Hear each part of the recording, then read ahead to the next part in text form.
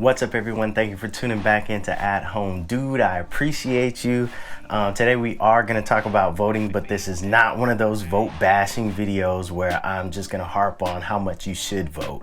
I'm going to actually try to make this process more effective and efficient for you because honestly, I got sent a ballot in the mail that was so long and I had to make about 40 different decisions on different positions and propositions, things like that. So over the course of a week, it took me a while and I just kind of looked up things here and there. It took an hour each day or so and really kind of got educated on what I was voting on, and the whole thing was just crazy. So I just want to help you guys out and share what I learned from the process. Stick around to the end because I'm going to give you some tools that will help you out to make the process better and easier and quicker for you.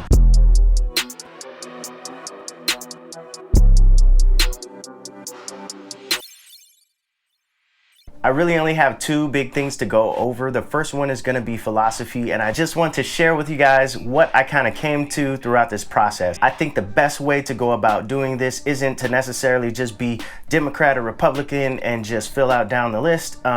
I think what you really want to do is step aside for a moment and figure out what is important to you. So whether you're voting on a public official or someone to sit in a seat, or whether you're voting on a proposition, there are many things that they can affect. It can be infrastructure. If you're riding down the street and you hate how bumpy and messed up your roads are, maybe you really want to pay attention to this, right? Because it's messing up your car or whatever the case.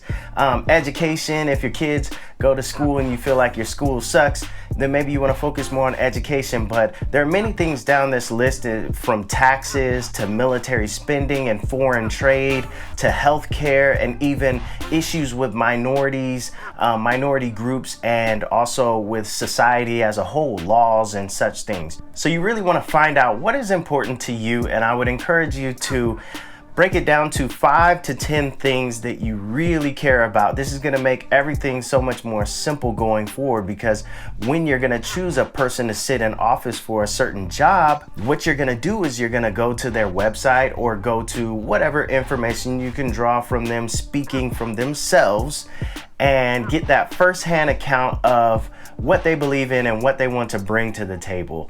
And then you just line it up with what you believe in, and you see, hey, okay, this person lines up more and values the things that are higher on my list than the other person. And it's that simple. So when you break it down that simple, everything becomes easier to manage and more streamlined. And that is what I want everyone to focus on, rather than the Democrats and the Republicans and even libertarian or whatever you want to be, independent. I just think that a lot of times can just be a bunch of foolery, to be honest.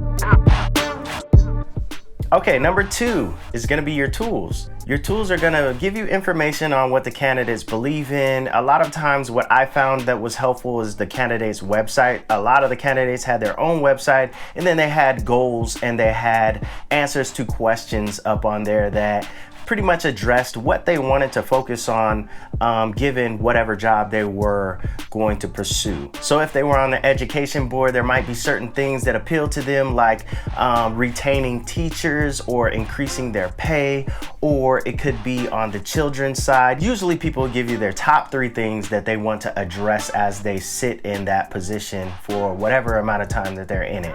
One of the tools is Ballotpedia, and they had a lot of information on there for some people, but quite a few of the candidates, they didn't have much information on there, but a lot of them, what they did have was their website. So if you can't find it anywhere else, try Ballotpedia. Just throw their name in the search bar, and then when it pops up, hopefully along on the right pane, you will see their website and also their social media. So you can go through, kind of comb through their website, see what you feel the person believes in, look at their background, see if you think they're qualified, or whatever it is that satisfies what you feel like you need to vote for them.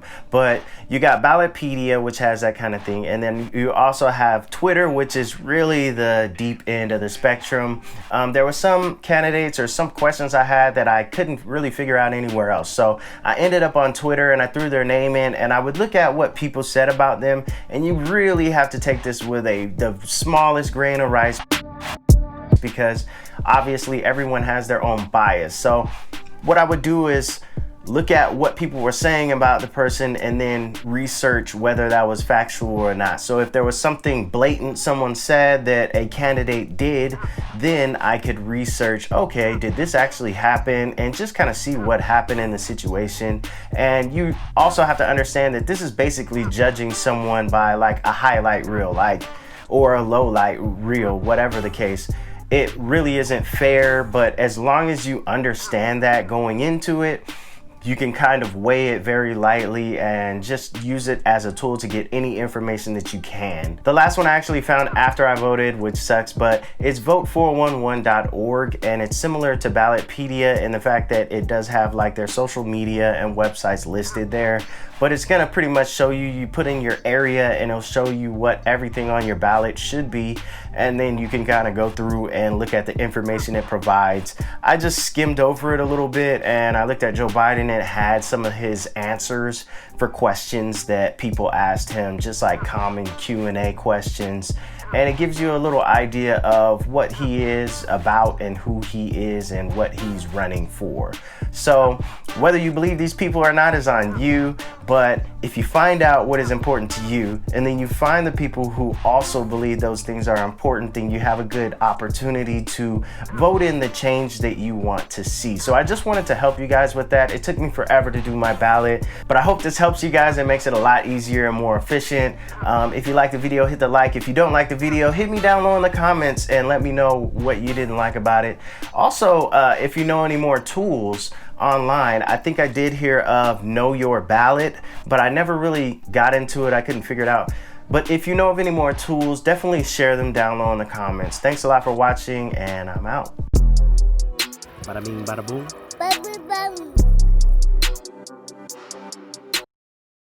Hey, yeah, yeah.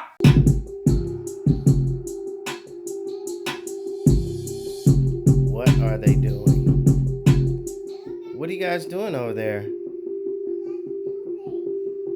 David, you're wiping your bottom, David? It seems like you have a lot of tissue there. Ezra, were you eating the toothpaste?